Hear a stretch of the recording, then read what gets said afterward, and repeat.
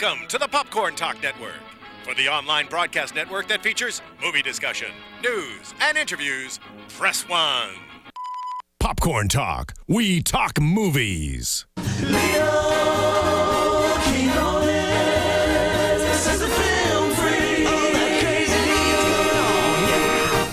Well, obviously, you love movies, so you are in the right place. Thank you so much for being here. It's a thrill and an honor to be on the Popcorn Talk Network. It's where we talk about movies. That's what we do. My name is Leo Quinones, and this is the Film Freak Movie Interview. And yeah, Jupiter's ascending. I get it. But it's the Oscar dance right now, and I want to go laser focused onto one category right now, and I'm talking Best Animated Feature. The competition is fierce, and I want to dive in, but just not with a bunch of online reports.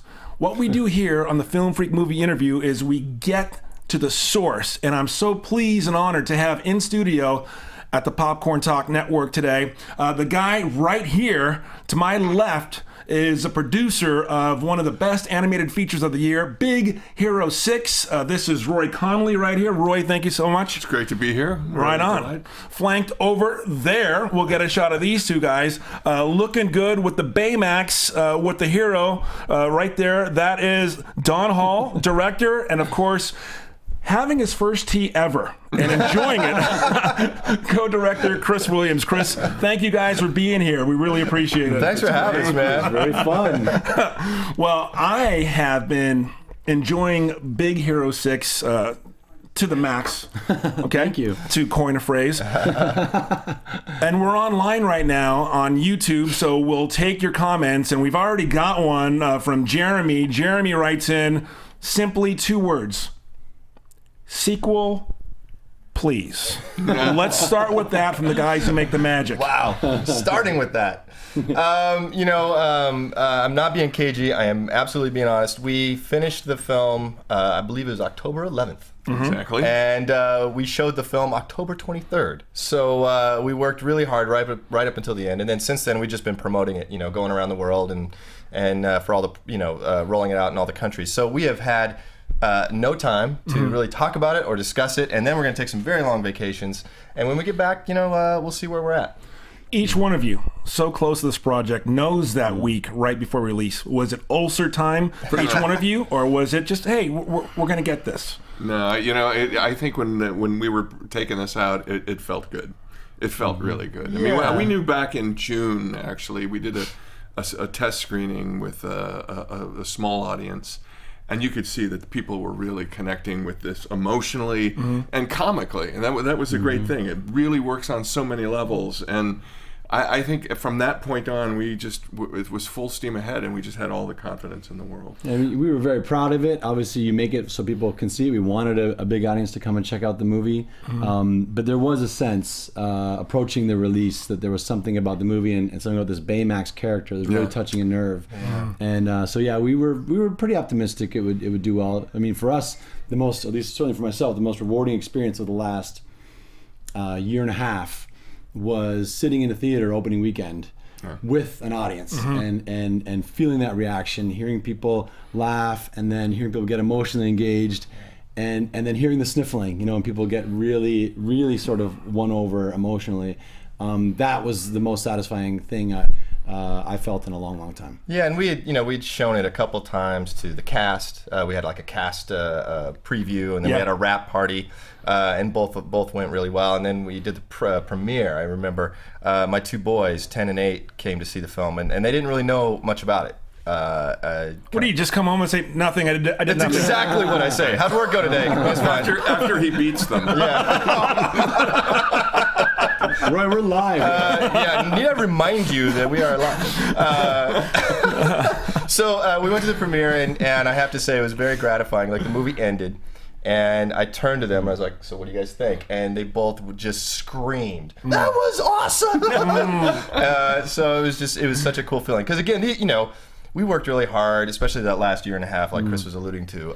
We weren't home a lot. Yeah. We were never home, actually. And so if they had any reason, these kids could have resented this film because it took their dad away from them. But boy, they fell in love with it. And so I kind of knew right around then, it's like, I think we have a pretty good shot at people liking this film.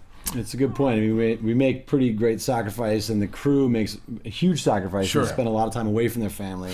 But my daughter has dragged me to the film 4 times now in the theater. She really loves it, so that means a lot. Wow. Okay, let's go back to the origin of Big Hero 6. It's a Marvel property. Yeah. And I went looking at some of it, and how much of a challenge was it to bring it from a Marvel page to the silver screen? Just like anything, there's always specific challenges. Like with this one, we never looked at it like it was an adaptation. We really looked at it like we were kind of reinventing it, or we looked at it as the source material sort of as inspiration, more than doing an adaptation. And that was by design. And when we first picked Big Hero 6, I pitched probably like 6 Marvel ideas, and this came out of just a very simple conversation I had with John Lasseter when I was finishing up Winnie the Pooh, and he always asked the directors to find what they're passionate about, and the idea is like if you got to be passionate about the story you're telling in order for everybody else to be. Common sense. And so I thought about what I was passionate about. As a kid, I loved Disney animation. Obviously, that's why I'm here. And but I also love Marvel Comics. It's where I learned to draw and fell in love with drawing and storytelling. And just the thought of mashing those two loves up, together was just very enticing. And I pitched it to John. He said, "Go find something." He got very excited, and I found Big Hero 6. And I had never read the comic, but I liked the title. Yeah. It was a cool title. And then I read the comics, and I was very impressed with just the tone. They had a really fun tone. The characters were just very charming and lighthearted, but not only that, we could see that there could be a really emotional story, with this 14-year-old super genius who loses his older brother and this robot that essentially becomes his healer, his surrogate big brother. And so, while it was one of the more obscure Marvel titles, it certainly had all the elements, for a great animated film.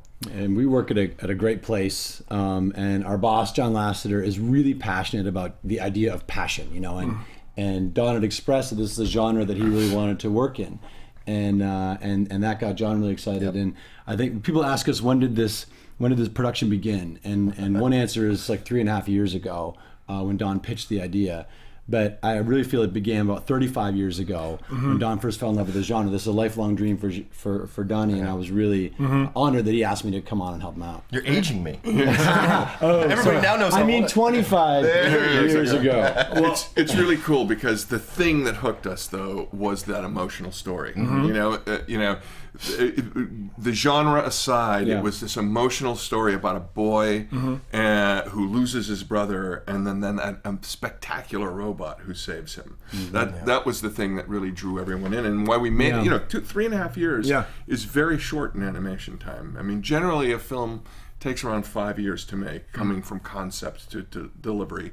This was 3.5, and it was because everybody was just behind the story. Yeah. I remember very vividly, just quickly, very vividly 3.5 years ago when Don pitched the outline, and it was just a quick summary of this emotional idea of the boy losing his brother and being left with the brother's robot as a surrogate brother. And we were so won over by the emotional potential of that was enough to greenlight the movie, and the last 3.5 years has been about trying to realize the emotional potential that Don laid out. I love in the beginning of the film, you see that vintage Mickey drawing. Yeah. So I'm wondering. Steamboat Willie. Yeah. Producer Roy, directors, Don, Chris, what is Walt Disney's fingerprint on Big Hero 6? Does he have one? Wow. Yeah. Oh yeah, Big for sure. It's the emotion, like the guys were alluding to. It's just a staple of Disney animation. And we always strive to make it funny and entertaining, and give the audience great characters and deliver a world that hopefully you've never seen before. I mean, those are always sort of our mandates. That's what we're trying to do. But at the heart of all the great Disney stories, it's emotion, and you look at stories like Bambi and Dumbo and all of them, Lion King. I mean, they all have such a strong core emotion to them and a focus on emotion.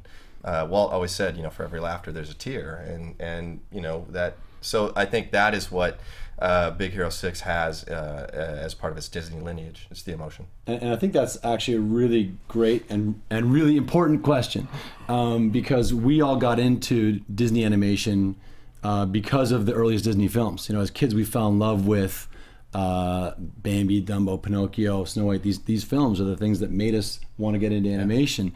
And we ask ourselves all the time, what does it mean to be a Disney animated movie? What does an audience expect?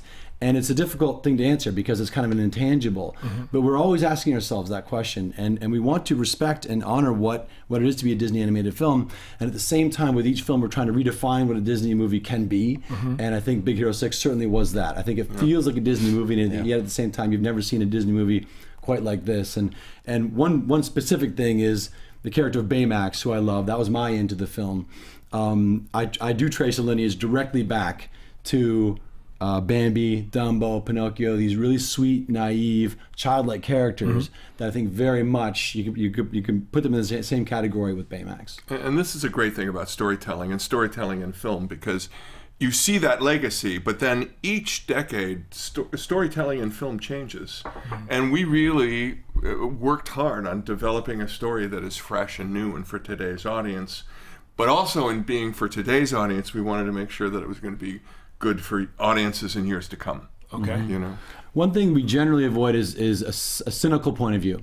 That's one thing you won't very often see in a Disney film. I think that's one of the things we definitely take to heart. At the end of these films, whether it's Frozen or Tangled or Big Hero 6, you can sit there, you can hear the score, and you can literally see 1,000 names. So we're down to 3, 2 directors and a producer. I'm sure every animator has artistic integrity and has a vision and has an opinion. How do you 3 corral all that energy to get what you want at the end of the day? You listen. You listen to everyone. Yeah. I mean, that's the thing that I love most about animated films. Every time you see a film, and I've seen this film 400, 500 times. Wow. Each time I see it, I see something new, because each one of those artists brings something to the screen that is unique, that is fresh, and that is surprising. And that's the wonder of animation in its highest sense. It's a big part of our job, really, because it's not an auteur kind of thing, where we demand, and trying to insert our strict vision of the movie. We have to have a vision, obviously. That's the director's job. But at Disney, we try and keep it as collaborative as possible and listen to everybody. And we have constant screenings where we watch the movie multiple times, and generally in storyboard form, so everybody can kind of see it and get a sense of it. And we always say it's the price of admission. If you're going to come watch a screening, you have to give us notes. You have to be part of the process. And obviously we don't have to urge too much because everybody knows that's the deal. And we just try at every stage, if it's story, animation, layout, whatever, that we're being as collaborative as we possibly can, because we got so many smart people, just amazingly talented smart people in our building, and they share our love of storytelling. Yeah, I mean, and what it can't mean is decision by committee, obviously. Exactly. We still have to have creative control and final decision making. But we do want to open ourselves up to different points of view, contradictory points of view. And that's one of the things we actually try to actively encourage, is an environment where people feel comfortable disagreeing with us if that's how they feel. And then we can be won over or not, but we really want to hear what people have to say. And I think that creative collaborative environment, it really defines who we are at Disney Animation. And I think that's something that is sometimes difficult to achieve, because I think sometimes creative leaders, they want to be told all the time that all their ideas are brilliant and their movie is perfect, don't change a thing. It does feel really good. Human nature makes you want to hear those things. Right. But if that's all you ever hear, if you create an environment where you let people know that's all you really want to hear, in overt or subtle ways, then you won't get that great critical feedback that can sometimes allow you to then springboard off to a better idea. So we really foster an environment where people feel comfortable disagreeing with us. All right. If you're just tuning in, we're live right now, in studio right now. This is Roy Conlli, producer of Big Hero 6. And of course, we have Don Hall, Chris Williams, the directors with us today. The thing is, that never gets talked about with animated films. So you have this long list of fantastic animators, and you set the bar very high. Yeah. You'd agree with that, right? Oh yeah. Yes, yes. Very much so. People get fired. What do you have to do to get fired in the animation business? Because I'm sure you've had to do you guys let somebody go, or is it good cop, bad cop over there? Well, this one was all hands on deck. We needed everybody. Work for Disney, no one gets fired. It was a mad scramble to finish it. It's interesting because there isn't a lot of people who are fired. Yeah. I think once you get to the level of Disney, you've kind of achieved within your career something substantial, and you're there for a reason. And there's not a lot of attrition at Disney. Oh wow! So with the unfortunate happenings over at Disney, DreamWorks Animation, are you picking out some all stars for that? What happens there? Well, I mean, first we have to say, how sad it is. Yeah. We have a lot of colleagues over there. We know people who work over there, and it really is a tragedy when that many people lose their livelihood. The hope is, we've seen it at Disney. These things can be cyclical. You can go through a rough stretch, but then you get galvanized and you make great work, and then you're able to hire people back. And that's our hope for that studio, certainly. I've been working at Disney for 20 years. 20 years. And been a director for 2 films now. And I've only had to, and I won't name names, but I've only had to directly fire one person. And it was because the story room is a very sacred place. And there's a way you have to behave in that room, and you have to disagree, as we were saying. You have to disagree if someone has a point of view that you're not on board with, and you have to vocalize that. But you also have to respect each other, and you can never be because you're vulnerable. And you make yourself very vulnerable, and you can never let things be personal. And there was one person who was. Who was a poisonous element in that he was allowing the debate to become personal. So it's a he. And that. I'm and sorry. When that happened, I'm sorry, Chris. I didn't. But they hired him back. I'll never do it again. So Andy, that was the one. But you are hitting on another very important point, which is the vulnerability. Yeah. People in our story room are very generous, and they talk about. We had made a movie that centers around the idea of loss. And so people talk about their own experiences with loss. We have to do that to make the movie feel authentic. And so people do really open themselves up. So it's important that it be a very safe environment. Communication is an interesting thing. And communication in this sense is really interesting because it's almost like being an athlete. You have to train for it. And not only do you train to hear what's coming in, you have to train on how to give. Right. You have to know how to give criticism in a way that is not going to crush someone's soul. But and it's something, I think, the maturation of this studio over the last 8 years with John Lasseter coming to the studio has been really amazing because we have gotten better and better and better. When you look at the last 4 films, they just keep getting great. Well, we're taking your emails, we're taking your texts here, and based on that, Roy, right here, I have something from, let me get his name here, Adam Wilson. Thanks, Adam, for watching. How did John Lasseter leave his mark on Big Hero 6? Oh, wow. I mean, like all the films, John is there on a macro level. So he was there when I pitched Big Hero 6 and lit up and loved it and greenlit it. So he's there from when it's just this little embryonic idea, pretty much, barely anything, actually. Right.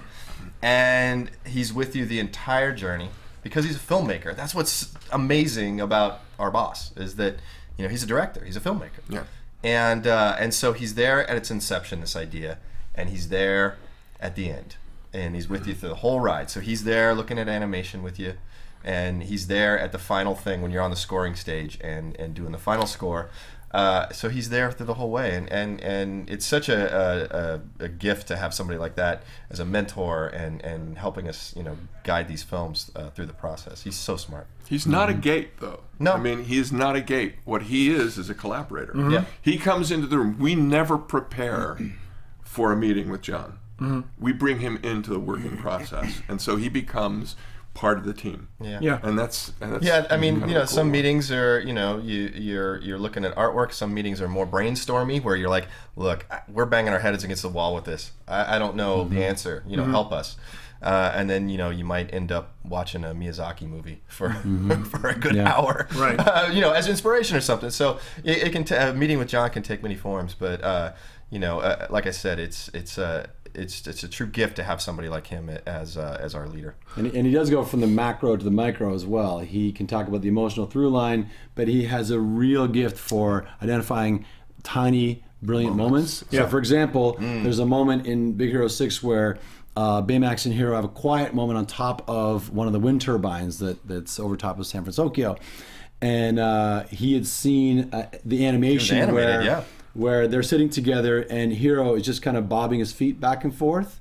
And he said, wouldn't it be nice if Baymax saw that and started mimicking that? And it created one of the sweetest moments in the film. Audible and awe. He has such an eye for that. A couple of bookends in the film, which is great. Tadashi wants to go into the fire to help. He says, Someone's got to help. And then it's bookended at the end when Hero says, Someone's got to help. got to go in that, got to go, get Callahan's daughter. Yeah. Someone's got to help. What a beautiful bookend. Was I that got a always? little lump, Yeah. That was always, we wanted to take Hero full circle. I mean, the thing about that moment, too, is that Hero doesn't realize he said it.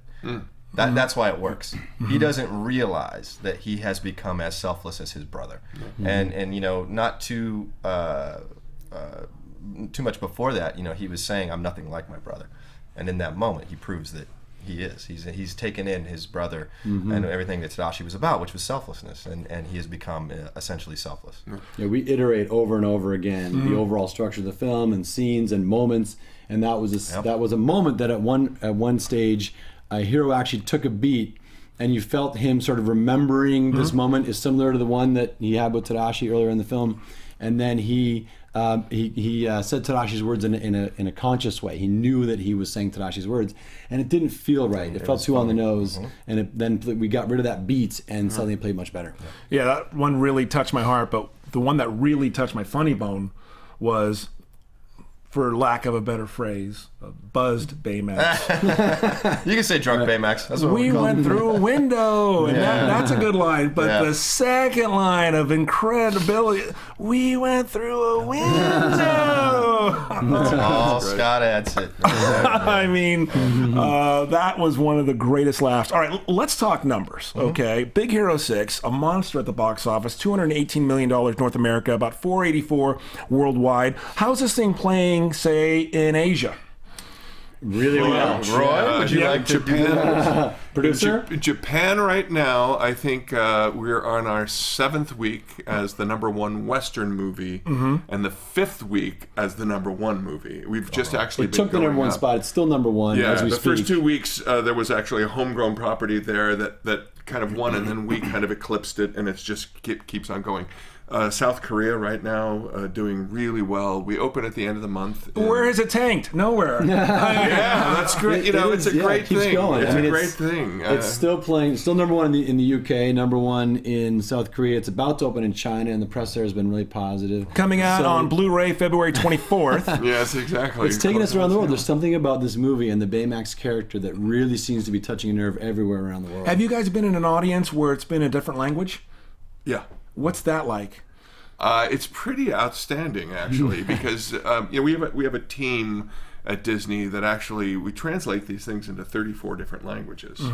So their job is to take the inspiration from the film and actually get the performances. And it's been playing like gangbusters. It's just I saw it in French, and that was pretty exciting. So. Wow. All right. Let's talk about February 22nd, the Oscars. The nominees for Best Animated are Big Hero 6, The Box Trolls, How to Train Your Dragon 2, Song of the Sea, and The Tale of the Princess Kaguya. Kaguya. Were you surprised on the nomination morning when, I'm sure you are astute to these two titles, but what were your reactions to the nominations? Well, it was a little surprising, but at the same time, the same time, it was a great year for animation. And when you look at that list, they're all fantastic movies, and you can't argue that any of them don't deserve to be recognized. So it's just one of those years where the field is just so incredibly strong. So what about the Lego Movie and the Book of Life? Those, I believe, were two outstanding films. You guys have an opinion about that? I mean, like Chris said, I think it's there was so many great films that they could easily be on that list too, you know, and it just shook out the way it shook out. And Well, and the way that the Academy works, they only allow 5 nominations. So, you know, the nominating committee chose those 5, and that's how it shakes out. we're just happy to be among them. Yeah, Yeah, it really is an honor considering the competition this year. We were in Korea. Don and I were in Korea, and Chris was home when the announcement came out. Yeah. And it was 10:30 at night in Korea, and we were sitting at the computer with our live streaming with our team from Korea, who the marketing team.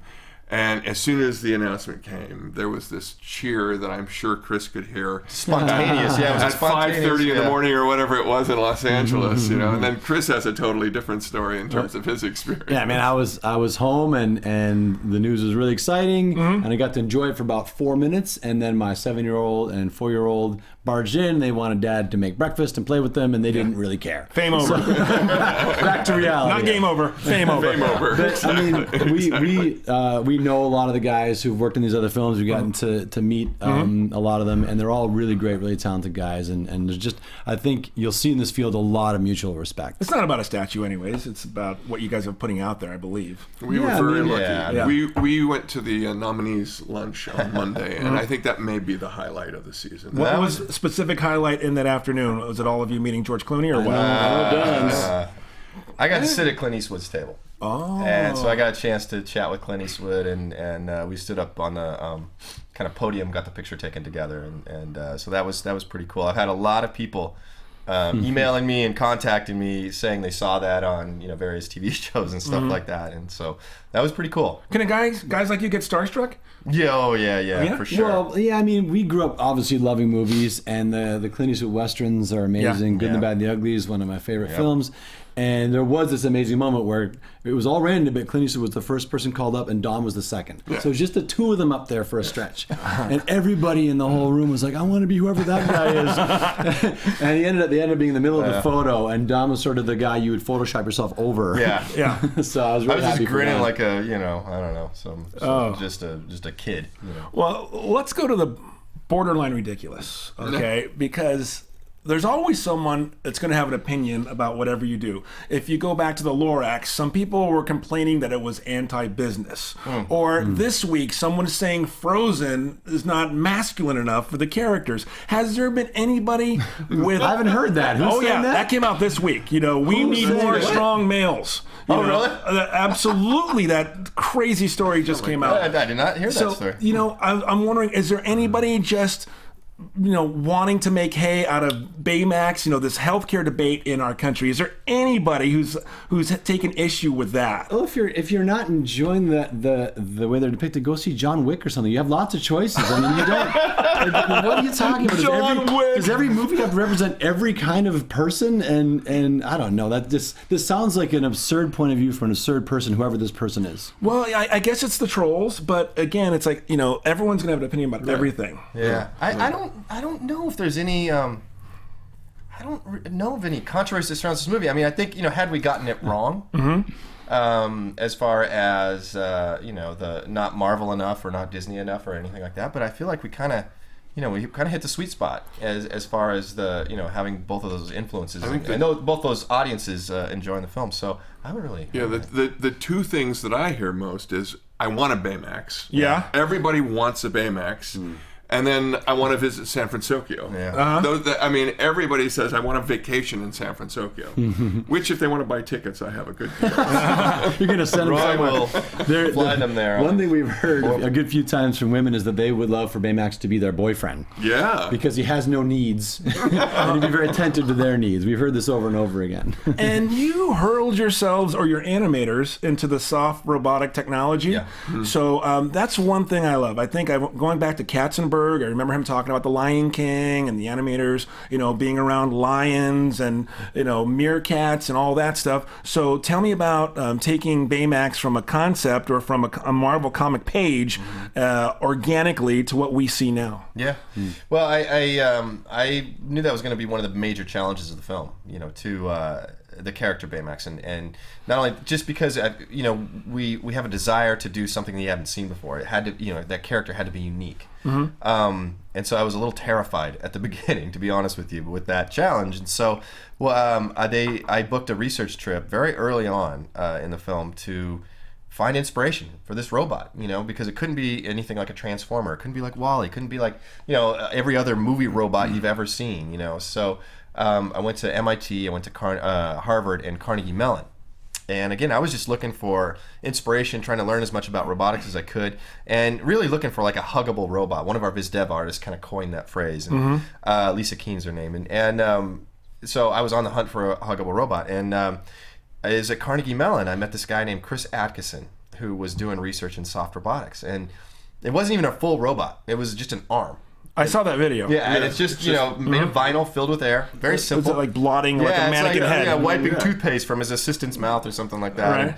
And I was just thunderstruck with it. I never seen anything like it. I felt it was so unique. And I felt like, well, if I'm now immersed myself into robotics, and if it's new to me, I know it would be new to an audience. And Baymax's entire character, because this technology, soft robotics, is essentially going to be used in the healthcare industry in the future. They'll be making, nurse robots. And the idea is that they couldn't injure anybody because they're soft. So Baymax's entire character, his personality, the essence of him came from that research trip. Is that the magic of Baymax, you think? I do. I think that's part of it, and this idea, like Chris was, this lineage of sort of Disney characters that are kind of innocent and guileless and sort of childlike in how they look at things, and so but I think it's something they'd never seen before. And then of course it's a testament to our character designer Shun Kim, who designed him, and then our animators who brilliantly animated him, and the sound designers. Oh yeah, it's great. Sound designers, the gears, and then we have Scott Adsit, who did the voice. He's brilliant. I mean, he's just brilliant, and he had to be. He's an amazing improv guy, like one of the best. Right. But with his character, you couldn't really improv that much because he's so scripted. He's a robot, and he's very scripted in how he talks. But Scott could find nuance in the way he portrayed the character and how he put little inflections on words and pauses in between words. And he could be, he'd bring humor to the role, but he also brought a lot of emotion to it. And so, really, I can't say enough about Scott Adsit. Yeah. We should make the point, though, that I don't think any character is great in a vacuum. It always depends on how they're interacting with the other characters. And I think a lot of what works about Baymax is the fact that he's paired with our main character, Hero. Right. And the fact that Baymax is so methodical and robotic and deliberate and slow in the way he approaches things. He solves one problem at a time. He's paired with this really young, manic kid who is really smart, thinks fast, talks fast. He's doing 1,000 things a second. And the way those two play against each other, I think, is really fun. I think they're great foils for each other. Right. And Hero, I think, brings the best out of Baymax and vice versa. Again, let's give credit to where credit's due. You create a movie, but yet maybe you have temporary music to give you kind of an idea of what you guys are going for. And then you hand it over to Henry Jackman, a guy who, just hears the music. When does he jump in? Script, or do you give him storyboards, or do you give him finished? How does he do his part for the score? Well, it was, generally when the composers come on, the film's mostly animated. I mean, with us, because we were a little... we were running a little behind. I think there was some stuff in Story Sketch, but he could tell what was going on. That's all. I think the first time he came in was in April, and so we were probably about 30% animated at the time. So he saw a lot of stuff in storyboard. Yeah. But Henry's such a... Wow, I didn't know it was that. Yeah, no, we were 50% in wow, June. That's really... Henry's awesome. Well, but I mean, again, he's a pro and he's worked in animation before, so I think he understands our process and can extrapolate what's the meaning of stuff. But I can't say enough about Henry and his score. I had the pleasure of working with him on Winnie the Pooh, and he just blew me away with just how smart he is, but how he can communicate, his ideas as well. And he's got such a gift for melody. And our score is the breadth of our score and the diversity of the score. I mean, there's some really kind of heroic themes, but there's also some really kind of cool electronic stuff, in the car chase, and and the fact that he could pull it all together into one score that really supported the film. I can't say Probably the most collaborative composer I've ever worked with. What's it like when you have to shoot down music for a scene? With Henry, it was relatively easy. Good. Every Tuesday, we would have communion. we would go to his house. Communion with Henry. We'd go to his studio at 7 o'clock at night, and we would all have a meal, and essentially then go into his studio and look at what was there, and then we would talk about it. And there were sequences where we said, it's not quite getting what we're looking for, and we would talk. And Henry actually is quite a structuralist. He really understands the structure of films, which I would suppose most composers have to be that good. But he was phenomenal, and so it was always a give and take with Henry. And again, he's so collaborative. It's just so collaborative, and always just wants to, the best idea, and so he's just a joy to work with. I love him. And I think you hit on something really important, which is there's a lot of different styles of music, and yet they had to all sort of cooperate and live together. I think that really speaks to an important idea for this film, which is synthesis. We always knew there was going to be this coming together of what people's expectations for a Disney film and a Marvel film, and we had a movie that felt like an ensemble, but it's also a duo, and we had this genre of superhero origin story, and a boy and his dog, or a boy and his robot. All these things had to come together, and so this coming together of disparate elements, I think, is a lot of what defines the personality of Big Hero 6, and a lot of the journey has been trying to create a tone and a personality that could house all these things that don't necessarily belong. So that I think was a lot of what we've been up to the last few years. So when it comes to Big Hero 6 2, I always say on the air, take another year, take 2. Don't rush. I'd rather wait for the right. When everything has to line up perfectly. Are you of that way too? Because Marvel, and I'll play good cop, bad cop here. I know Marvel, they'll put a release date out before a film is, written or, so this is more Disney animation than Marvel, or what do we got? It's definitely a Disney animated film. But now I'll be good cop, bad cop. With Marvel, I mean, they've got it pretty worked out. Even before release dates are chosen, they have a creative committee, much like we have our story trust, and they have worked out all the little pieces because it's all connected. And so with us though, it's not, it really is sort of director driven as far as if there's going to be a sequel or not. And I completely agree with you. I would never want to just do it to do it. Exactly. Do a cash grab. It's just Don't not. muck it up. Nope. Totally. And it's got to be. This story is so emotional that I think if there was ever a sequel, I think it would have to be as emotional, or else. Is there a genesis for a story? Where could it possibly go? Outside of San Francisco? Well, people have joked around about the fact that there's this other Baymax floating. That's my son's. They pitched me a sequel. And Battle of the presumably Baymaxes. he went crazy with the red eyes until his battery wore out. The bananas. I don't know what became of him. Yeah, he's crazy. So people have joked around about that, but I mean the truth is, John Lasseter says it, and it's an edict, and he puts his money where his mouth is. We're not going to make a movie unless the director has an idea that they love and that they want to make. And so the ball is really in Donnie's court. Okay, all right, Don and Chris. And maybe you can help me on this, Roy. Did it ever get to a point with you two during production where you put on the giant sumo wrestling things and you guys went at it? That would have been awesome. I mean, That would have been another way to do it. That would have been another way to do it. No, we had a possession arrow. We had a possession arrow like in basketball that we used once? Twice. What is this? Okay. Break this down for me. You know in basketball when they have possession arrows, so if a player from each team has the ball and the wrestling for it, the ref just Like a calls jump it. ball. Jump ball. Okay. Yeah. Jump ball. And then you reverse the arrow. So we just went by the basketball possession arrow system. Who had it last? It was pointing at me for like 2 years. No, a year. Oh, yeah. Okay. Yeah. No, these guys, it's really interesting because we really made sure that they were together as long as they could be together before we split them up. I mean, we made sure that the story was pretty solid and they were making the same story. I don't understand when you say, Roy, that we kept them together as long as we can keep them together, then we split them up. What does that mean? Well, there's a point where the workload gets so intense that you actually have to split someone up into animation. That's the benefit of having two directors, is that as long as you're hive mind, and you see the movie the same way, then you can go and take different departments, because when you're in production, things are moving simultaneously. Like, we're still working on story generally. It's not like we finish the storyboards, the script, and then we just send it into production. Yeah, they're overseeing 400 artists, right? And there's massive amounts of work that are going on simultaneously. Wow. And so to have one person do that all the way through, or pair them all the way through, it would just take too long. Right. Does the computer ever crash? I don't think it ever We never did. had that problem. No, I don't think so. Even though the render farm was the biggest one ever for animated in the films? history of ever. Or ever.